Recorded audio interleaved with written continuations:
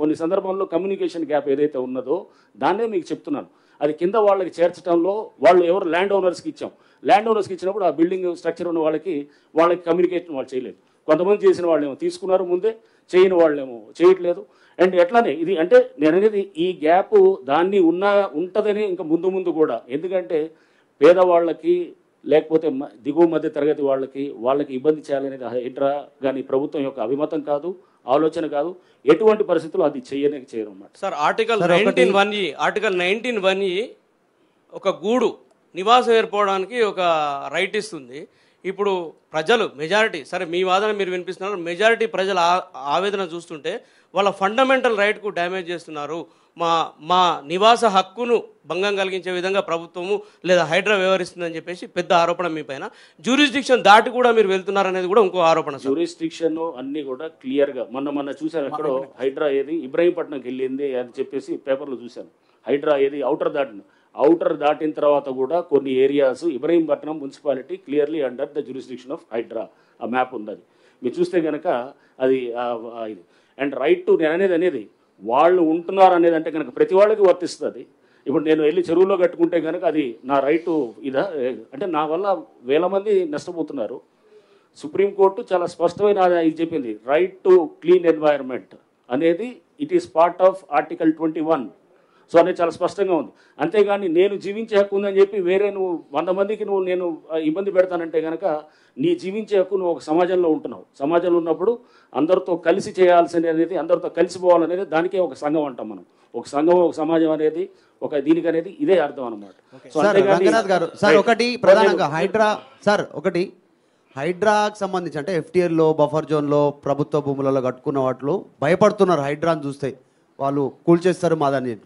కానీ అదే ఓవైసీ FTLలో పెద్ద కాలేజ్ కట్టుకుంటే ఓవైసీని చూసి హైడ్రా భయపడుతుంది, ప్రభుత్వం భయపడుతూ ఉంది. ఓవైసీని ఏం చేస్తలేరు, నోటీసులు ఇచ్చారు, టైం ఇస్తారు, 6 నెలలు అంటారు, అకాడమిక్ ఇయర్ లాస్ అవుతుంది అంటారు. కానీ ఇక్కడ కూడా చిన్న కుటుంబాలు 20 కుటుంబాలు 30 కుటుంబాలు 40 కుటుంబాలు అలా ఇల్లు పోతే అందులో కూడా పిల్లలు ఉన్నారు, 50 మంది 60 మంది వాళ్ళది కూడా అకాడమిక్ ఇయర్ ఖరాబ్ అవుతుంది, వాళ్ళు లాస్ అవుతారు.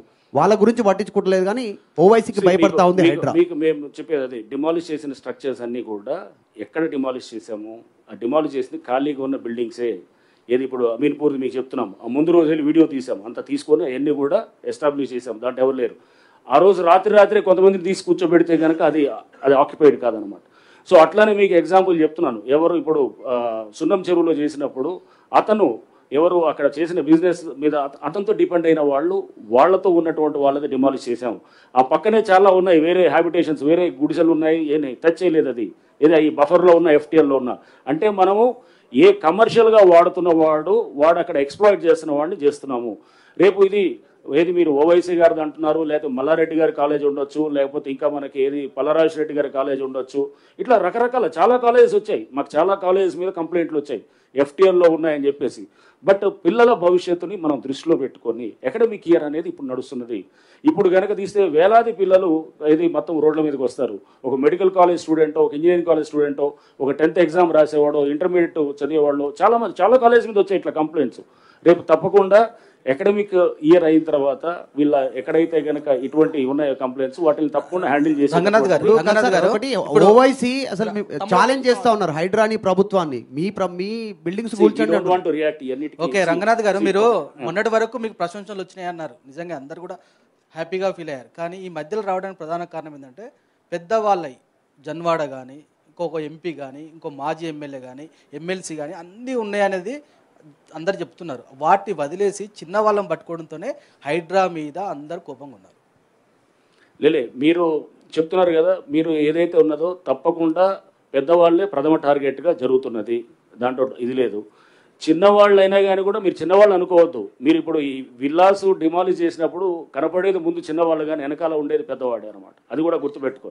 సో చేసేది వాళ్ళు చేస్తున్నట్టు అంటే ఇటువంటి వాటికి చెక్ పెట్టాలంటే కనుక అది వెనకాల ఉండే ఆ పెద్దవాళ్ళకి అది తెలియటానికే ఇది చేసేది కూడా అనమాట. సో జన్వాడ జన్వాడ నేనేది అంటున్నాను, ఇండివిజువల్ది మీరు చెప్పి జన్వాడ అనేది doesn't come under the scope of ఏది హైడ్రా. ఎందుకంటే జన్వాడ 111 జీవో కింద ఉంటుంది, కానీ 111 జీవో పరిధి మాకు రాదు. And it is out of the ఏది మాకున్నటువంటి పరిధిలోకి రావట్లేదు అది.